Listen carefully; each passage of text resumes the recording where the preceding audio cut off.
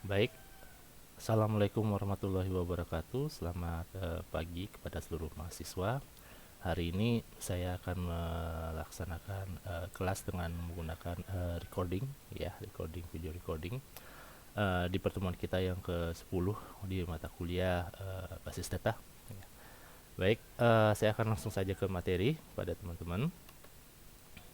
Materi hari ini kita lanjutkan dari yang sebelumnya, yaitu kita masih membahas tentang SQL atau Structure Query Language, ya. Minggu lalu teman-teman sudah sedikit melihat, ya, kurang lebihnya apa saja yang terkait daripada bahasa pemrograman yang ada di dalam pembuatan database, yaitu SQL. Saya sempat sedikit singgung, yaitu DDL, DML, DCL, ya, kurang lebihnya secara struktur.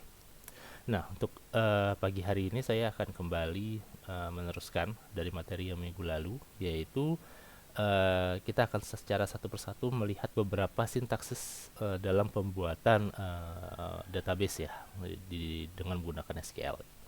Nah, penting banget buat teman-teman di sini semua nanti untuk mengikuti alurnya step by step, ya, terutama buat mahasiswa yang non TI, ya. Kalau untuk yang TI kebetulan mereka udah dapat di praktek, ya, jadi untuk mereka tidak terlalu sulit, ya.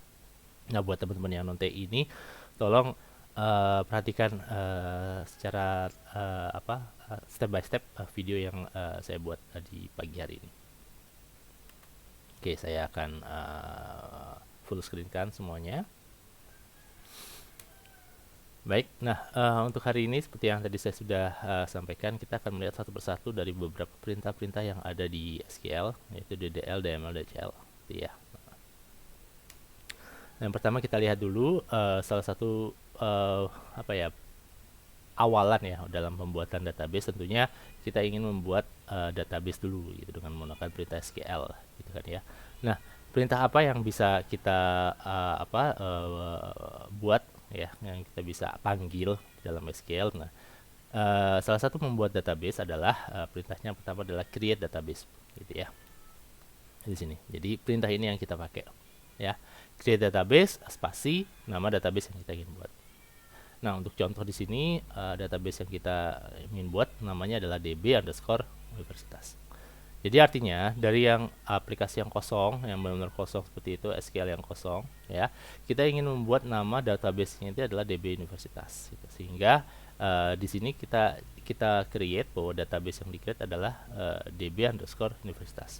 Nah, kalau secara konseptual, gitu, ya, secara konseptual nanti akan terbentuk suatu slot di dalam database tersebut, di mana dalam aplikasi itu akan ada namanya DB Universitas. Namun di dalam DB Universitas itu masih kosong, belum ada table-table yang ada di dalamnya. Nah, seperti yang teman-teman pahami di sini kan pastinya bahwa yang namanya database itu akan terdiri dari beberapa table, betul, ya, yang saling terhubung, gitu kan, ya, seperti itu. Karena fungsinya seperti itu, ya. Di mana di dalam masing-masing table itu akan berisikan record-record, gitu kan, ya. Nah, kalau di sini otomatis karena table-nya pasti belum ada, recordnya belum ada, otomatis database yang kita sudah buat di sini pun masih kosong keadaannya, gitu, ya, masih kosong. Nah, sehingga secara konseptual, ya, jatuhnya seperti ini, kosong, ya. Jadi perintah untuk membuat database terlebih dahulu adalah dengan menggunakan create database, nama database-nya. Nah, nama database ini silakan bisa kalian gunakan nama apapun, gitu kan. Nah, kenapa rata-rata database itu awali pakai DB, gitu, ya? Karena itu untuk mempermudah kita aja, gitu kan. Apakah tanpa DB ini boleh, Pak? Katakanlah universitas saja, boleh aja, nggak ada masalah.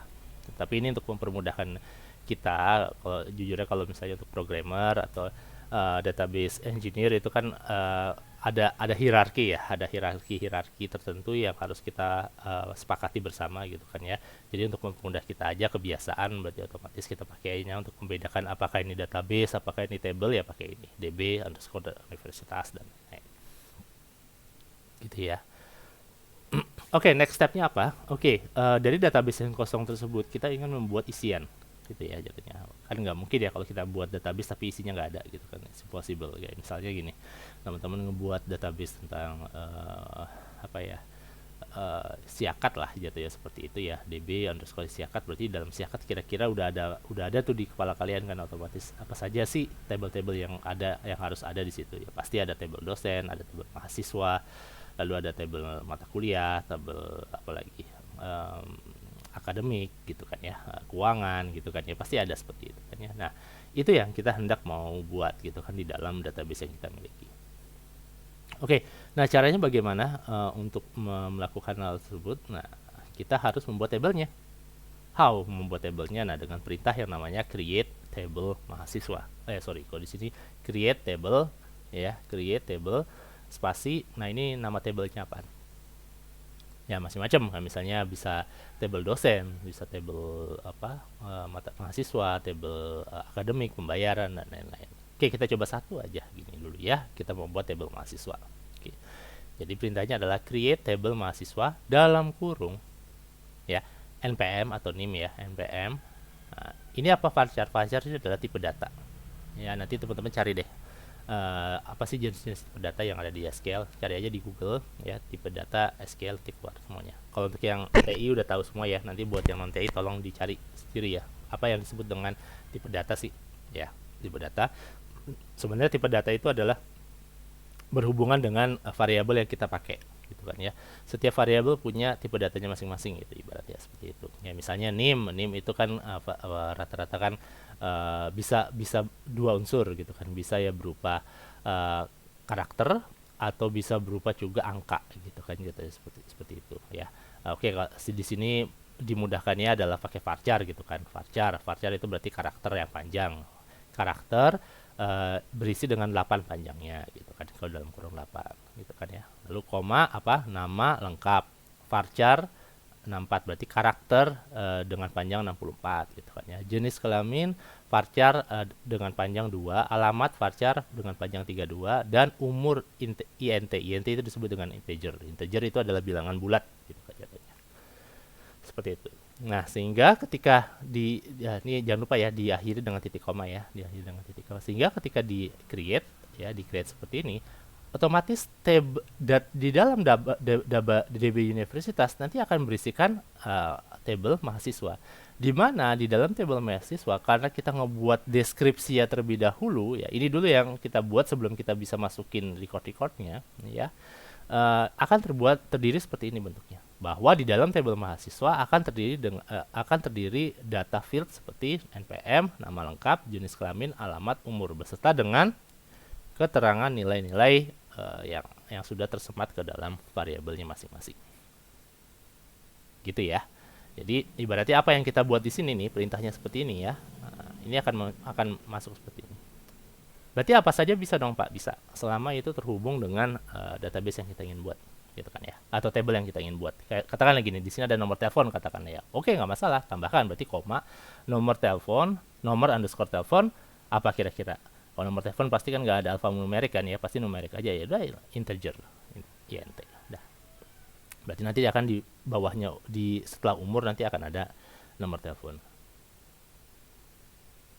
Oke ya, simple as that. Ya, jadi sehingga teman-teman sudah membuat wadahnya dulu nih, bahwa di dalam DB Universitas ada tabel mahasiswa dengan deskripsi seperti ini. Gitu. Nah, apakah setelah dibuat deskripsi seperti ini, apakah record itu telah ada Pak? Belum, masih kosong ya record-recordnya. Tapi deskripsinya sudah ada. Berarti kolom-kolom yang nanti akan diisikan yang di bagian header tuh, header-headernya sudah ada. Namun field-fieldnya atau record-recordnya belum ada. Sehingga apa yang kita harus lakukan? Kita harus memasukkan unsur-unsur recordnya tersebut. Oke. Oke, dengan perintah apa? Dengan memasukkan data-data atau record-record mahasiswa ke dalam table mahasiswa. Ya. Contohnya dengan seperti apa? Dengan menggunakan perintah apa? Dengan menggunakan insert into. Ya, dengan menggunakan perintah insert into. Oke, ini kenapa mahasiswa? Nah, insert into ke dalam table yang kita miliki. Nah, kebetulan table yang kita miliki di sini adalah table mahasiswa, betul? Nah, sehingga berarti kita ingin memasukkan satu data ke dalam table mahasiswa. Berarti perintahnya adalah insert into mahasiswa, buka kurung. Nah, kita sematkan apa tadi yang menjadi deskripsi daripada field yang kita miliki. Nah, kalau yang dari sini kan berarti kan NPM nama lengkap, jenis kelamin, alamat dan umur. Sehingga di sini kita tuliskan NPM, nama lengkap, jenis kelamin, alamat dan umur dalam kurung values. Values artinya kita berikan nilainya per masing-masingnya, sehingga dalam kurung jangan lupa ini ya, tanda kutip values, tanda kutip ini NPM-nya berapa, namanya apa, jenis kelaminnya apa, alamat apa, sama umurnya berapa. Lalu ditutup titik koma. Ketika nanti di enter, katakanlah pakai MySQL ataupun jenis apapun aplikasi yang memang bisa mengenerate SQL, akan masuk seperti ini. Yang tadinya mahasiswanya kosong, ya, table mahasiswanya kosong, dengan menggunakan perintah insert into mahasiswa ini, jadi akan terisi. Oke Pak, kalau seandainya nanti saya mau buat tambahan lagi, sebenarnya ada dua cara ya sebenarnya, bisa langsung atau satu-satu seperti ini. Ya, ini saya kasih contohnya satu-satu aja. Ya udah, nanti kalian tinggal copy aja ini, lalu modifikasi nama values-nya aja, lalu di paste enter, nanti akan menambah satu baris di bawahnya. Gitu. Tapi ini perintahnya yang memang dilakukan untuk memasukkan, menginsert ke dalam suatu table. Oke. Oke, next. Nextnya adalah perintah select. Nah, perintah select ini adalah untuk kita pengen memanggil sesuatu atau melihat dari table yang kita miliki, kita ingin melihat apa saja data yang ada di dalamnya. Gitu, misalnya kalau misalnya ini kan cuma satu ya. Oke. Saya bisa melihat, misalnya gini ya, saya ingin melihat mahasiswa hanya NPM-nya sama mungkin nama lengkapnya aja. Untuk yang jenis kelamin sama alamat saya nggak mau ngelihat. Apakah bisa Pak? Bisa. Dengan catatan, di dalam table mahasiswa sudah ada data recordnya. Ya, udah ada recordnya. Kalau nggak ada pasti dia akan nggak bisa nampilin, masih kosong. Kalau di sini ada satu, setidaknya minimal satu aja itu bisa ditampilkan. Ya, 2, 3, 4, 5 bisa semuanya. Ya, tapi setidaknya minimal satu saja ada. Oke, balik lagi. Kita ingin menampilkan data NPM sama nama lengkap aja. Ini nggak mau nih saya mau tampilkan. Bisa Pak? Bisa. Dengan perintah select itu kita bisa lakukan. Ya. Jadi nanti jatuhnya adalah gini. Select NPM, nama lengkap from-nya apa? Table mahasiswa. Nah, sehingga nanti otomatis ketika di enter, nanti akan menampilkan hanya NPM sama nama lengkapnya aja. Pak, kalau saya mau menampilkan 3, kayak misalnya NPM, nama lengkap, jenis kelamin apa? Ya berarti tadi select NPM, nama lengkap, jenis kelamin from mahasiswa, titik koma. Nah, kita pakai perintah yang ini. Sehingga nanti akan menampilkan itu. Pak, ini apa sih kalau di atasnya nih? Select bintang from mahasiswa. Nah, kalau select bintang from mahasiswa, nanti yang akan ditampilkan adalah seluruh data yang ada, data record yang ada di dalam tabel mahasiswa.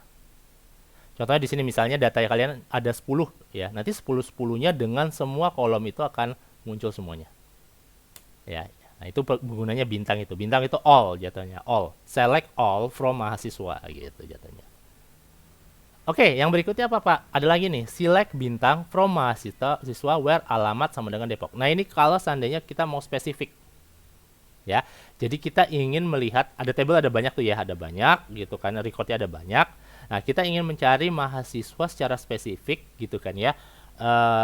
Mana mahasiswa yang tinggal di Depok areanya seperti itu. Nah, berarti di sini ada mungkin ada 10 ya recordnya yang kalian masukin ya jatuhnya, ada 10 yang kalian masukin.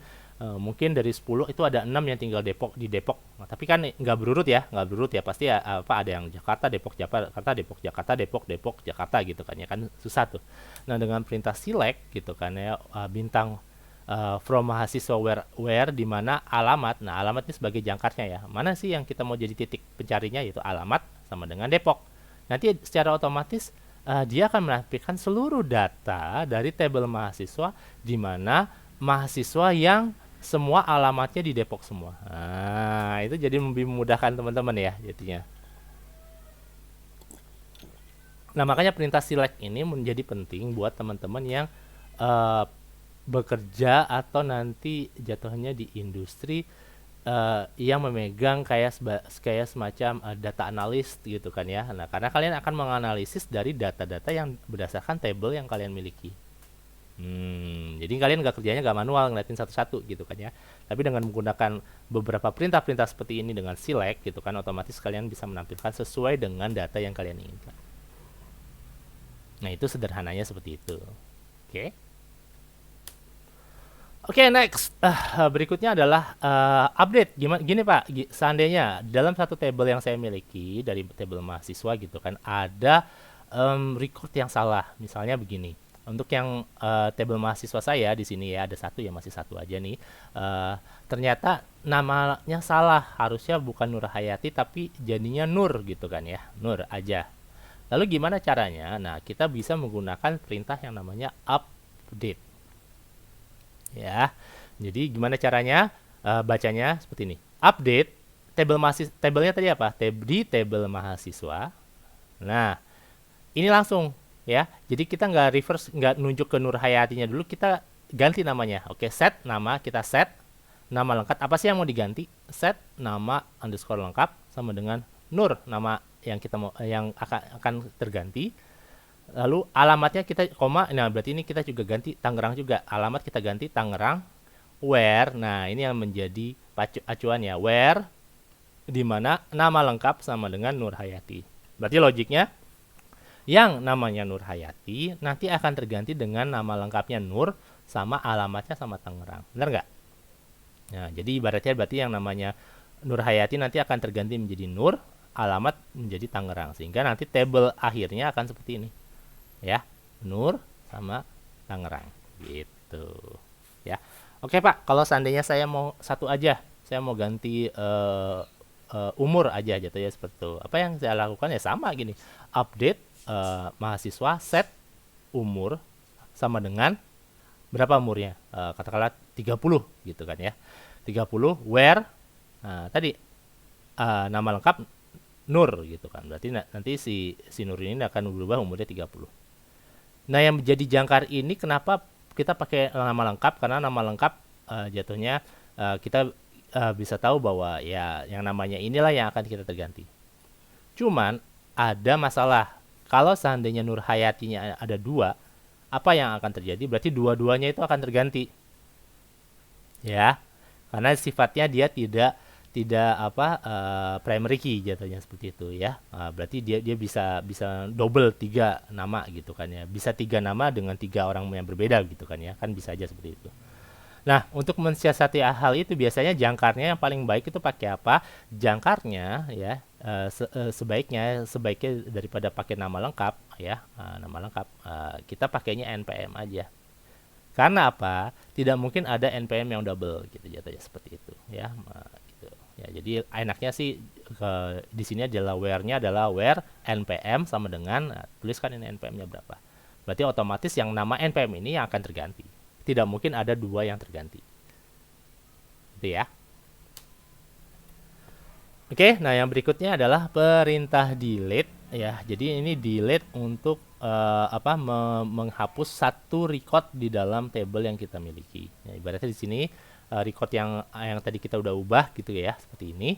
Kita ingin ngehapus nih satu recordnya, gimana caranya ya? Dengan menggunakan perintah delete. Jadi delete from mahasiswa ya, where nama lengkap Nur dan jenis kelamin P gitu kan ya. Jadi otomatis ya akan terhapus di dalam recordnya gitu. Cuman kembali lagi kalau kita Nurnya ada dua ya berarti dua-duanya yang data Nur itu yang akan kehapus semuanya gitu kan ya. Kayaknya itu lemahnya kalau kita cuman pakai ngedelete pakai nama jangkarnya pakai nama doang ya itu jatuhnya. Baiknya kalau mau sih paling aman itu adalah kalau mau mendelete sesuatu dari satu table yang bisa ratusan table gitu kan ratusan record kan kita nggak bisa ngepantengin satu-satu ya namanya ya paling enak kita nge-reverse-nya pakai ini primary key-nya dia, mau itu NIM, mau itu NIP kayak mau itu kode barang kayak. Nah itu lebih spesifik ke situ yang kita mau hapus ya namanya ini, NIM-nya ini gitu kan ketimbang nama. Kalau nama ada double nama ya dua-duanya itu kehapus. Oke, yang berikutnya kita nggak pengen hapus. Nah, ini seandainya sebelum dihapus datanya, kita ingin mengubah unsur daripada deskripsi table yang kita miliki. Gini, misalnya gini ya kan, di dalam unsur tabelnya itu deskripsi tabelnya kan tadi terdiri dari NPM, nama lengkap, jenis kelamin, alamat, dan umur. Nah kebetulan si umur ini saya nggak pengen ada, salah nih ternyata. Apa yang kita pakai? Kita nggak pakai update, tapi kita pakai alter. Alter itu berarti kita ubah. Apanya yang diubah? Tabelnya. Jadi kita ubah table daripada mahasiswa. Jadi kita ubah alter table mahasiswa. Nah ini drop. Nah, kayak delete ya, sama drop itu kita hapus. Drop kolom. Nah, kolomnya apa? Umur. Berarti otomatis umur yang akan kita hilangkan, sehingga otomatis secara deskripsi daripada database yang kita miliki untuk table mahasiswa cuma ada NPM, nama lengkap, jenis kelamin, dan alamat. Artinya umur kita buang. Gitu. Oke, nah ini untuk menghapus table dari mahasiswa. Jadi otomatis yang tadi table mahasiswa sudah dibuat nih, kita ingin hapus. Berarti di dalam database universitas, DB universitas itu kosong lagi. Berarti kita pakai drop table mahasiswa. Oh, udah selesai. Ya, kosong jadinya. Di dalam DB universitas itu kosong jadinya. Oh, udah ya. Gitu kurang lebihnya materi sederhana dari kelanjutan dari minggu lalu tentang SQL. Jadi memang dua pertemuan ini memang sebenarnya kalau secara teoritis itu lebih ke penggunaan sintaks-sintaksnya ya. Kalau untuk praktek kan lebih ke membuat tabelnya secara langsung gitu ya. Tapi buat teman-teman ini kita berbicara dari sisi konseptualnya. Ya, kita berbicara dari sisi konseptualnya. Tadi sudah ada beberapa perintah yang sudah ada. Nanti ibaratnya dibuatkan ke dalam konsep table gitu ya, seperti itu. Oke, nah kalau ada pertanyaan silakan teman-teman bisa menanyakan via grup WhatsApp, boleh lewat Classroom, boleh di Japri juga boleh. Ini nanti saya akan masukkan di YouTube channel saya, tapi saya unlisted, tidak saya jadikan go public gitu kan ya, karena ini kan materi buat ya teman-teman ya seperti itu kan ya di universitas. Oke, jadi berarti kalau kalian ada pertanyaan silakan ditanyakan saja. Jadi di grup WhatsApp juga nggak ada masalah kok, nanti kita coba jawab diskusi di situ. Oke. Nah, sebelum saya akhiri, tentunya untuk hari ini teman-teman ada tugas dari saya, latihan dari saya. Jadi nanti teman-teman sampai saya berikan waktu hari ini ya untuk menyelesaikannya sampai pukul 23.59. Lebih dari itu tentunya ada pengurangan nilai dari saya, gitu ya. Oke, nah latihannya seperti apa? Seperti ini ya. Jadi teman-teman diminta untuk menuliskan perintah-perintah di SQL ya dengan urutannya seperti ini. Ya, jadi teman-teman saya minta untuk membuat database dengan berdasarkan perintah-perintah yang tadi. Jadi nanti perintah-perintahnya kalian susun secara urut ya, pakai Word, nanti dimasukin pakai MS Word, nanti jatuhnya kalian buat aja gitu satu persatu. Berurut ya, sesuai dengan apa yang saya minta di sini satu persatu. Yang pertama adalah buatlah database dengan nama DB siswa. Gampang lah itu ya. Next, buatlah table dengan deskripsi table berikut. Nah, ikuti ya. Ya, ikuti nih. Misalnya nih, fieldnya NIS, tipe datanya adalah text. Ini panjangnya seperti ini. Nah, ini nomor induk. Ya. Nah, ini enggak penting sih. Ini hanya keterangan aja. Ya. Buat ya table ya. Oke. Yang ketiga adalah siapkan record untuk table yang kalian udah buat. Jadi ketika kalian sudah buat ininya, buatlah beberapa record lah. 1, 2 boleh lah, 1 nggak ada masalah, 1 aja juga boleh, nggak ada masalah kok. Ya. Lalu 4, lakukan update perubahan data dari nama yang Anda masukkan. Secara acak silakan mau diubah ya, misalnya namanya alamatnya boleh, nggak ada masalah. Nah, yang kelima adalah hapus kolom alamat. Oke, nah yang keenam ini view ya. Saya ingin melihat data nama, NIS, dan kelas saja pada table siswa. Nah, yang ketujuh adalah hapus table siswa. Nah, semua hal ini kalian harus buat sintaksisnya di secara satu persatu ya. Dengan nanti ditulisnya nanti pakai MS Word ya. Soal dikerjakan di MS Word dan dikumpulkan hari ini paling lambat pukul 23.59. Oke, nah itu kurang lebihnya latihan yang saya ingin teman-teman buat. Oke, nah mudah-mudahan apa yang saya telah jelaskan kepada teman-teman bisa kalian pahami, karena dari latihan ini yang saya berikan ini kurang lebihnya urutannya sama dengan apa yang saya kasih materi tadi. Ya, jadi ibaratnya teman-teman kalau yang ketinggalan mulai dari awal lihat videonya ya, lalu coba pahami secara lebih dalam, lalu nanti kalian mereplikasi dan cari caranya membuat latihan ini. Oke. Nah, untuk absensi bagaimana Pak? Untuk absensi nanti saya akan berikan link absensi di halaman YouTube-nya saya, gitu. Nanti ada di deskripsinya. Silakan nanti kalian cek, nanti klik di situ, nanti kalian absen di situ. Oke? Oke, baik kalau begitu terima kasih atas waktunya teman-teman untuk menonton video recording di pagi hari ini. Terima kasih atas waktunya. Kita akan kembali berjumpa lagi secara online ya kayaknya ya minggu depan ya. Insya Allah kita sudah bisa kembali untuk melaksanakan perkuliahan dengan baik lagi ya, karena untuk minggu-minggu ini agak sedikit padat dari sayanya ya, karena ada banyak kegiatan seperti yang minggu lalu sudah saya sampaikan ke teman-teman. Jadi kayaknya selama seminggu ini saya akan kasih recording ya sama teman-teman. Untuk yang praktek juga ya minggu depan saya akan buat recording. Untuk yang minggu lalu saya belum sempat ngebuatnya, jadi saya satuin aja nanti untuk besok ya. Oke, baik, terima kasih atas waktunya teman-teman. Saya rasa saya cukup untuk pertemuan kita di pagi hari ini. Saya terima kasih. Saya tutup perkuliahannya. Wabillahi taufiq wal hidayah. Wassalamualaikum warahmatullahi wabarakatuh.